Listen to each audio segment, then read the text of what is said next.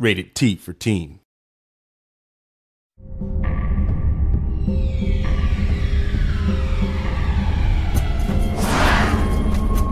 Deadly Creatures is an action thriller in which you play as two unlikely characters, the tarantula and the scorpion.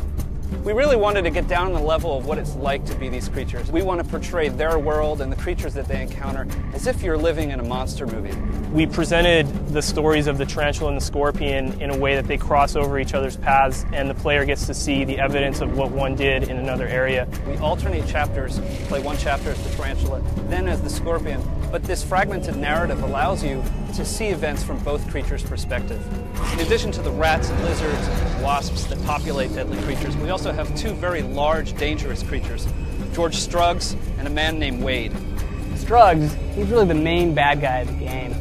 He's this weathered gas station owner that lives out in the desert. Wade, he's more of your gun for hire, but not really the smartest guy.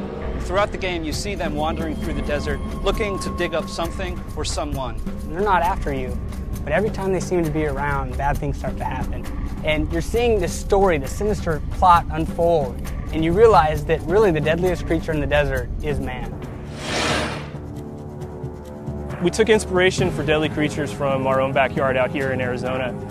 We looked around and saw that some of the coolest, most recognizable creatures in the world existed out here. Both the tarantula and the scorpion have such unique morphologies and unique bodies and attacks and abilities. They're so different than anything else on planet Earth. Now, most people don't want these creatures anywhere near them, but we thought that they would make terrific candidates for a game in which you actually get to use controllers. Being able to use the Wii mode as your stinger, or being able to pull the wings off a creature, just really felt natural for the Wii. Most games limit you to one plane, the ground. But in the game where you're playing as a tarantula and a scorpion, we let you crawl up walls and even across the ceiling. And we keep the camera with you at all times so that you always get this shifting sense of constant discovery as you're viewing the world from a variety of really unexpected angles. At the scale of these creatures, when you see man, they look like giant colossi. They're huge, the ground shakes, it rumbles, and you really see how threatening they can be. Everything in the environment, not just the rocks and the cacti and the roots, but all the man-made objects as well, feel epic and surreal and blown out of proportion. It's a really strange environment to crawl through as these creatures. We really took influence from the movie industry for our sound. All the music in Deadly Creatures was created in-house. It's not so much a soundtrack as it is a score, and it really punctuates your experience in the game. Our sound engineers had a great time creating the soundscape and all the Foley for the game. These creatures aren't making the sounds that you would normally hear them make. They're making these huge combat sounds, these crushing blows. So they used watermelon smashing and apples being bitten.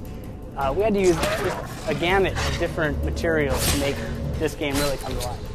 We've combined all of these elements to create a very unique gameplay experience and a really rich world that you haven't seen before on any console. You are in this creature movie. You are in this world, and everything out there is out to get you. It's kill or be killed.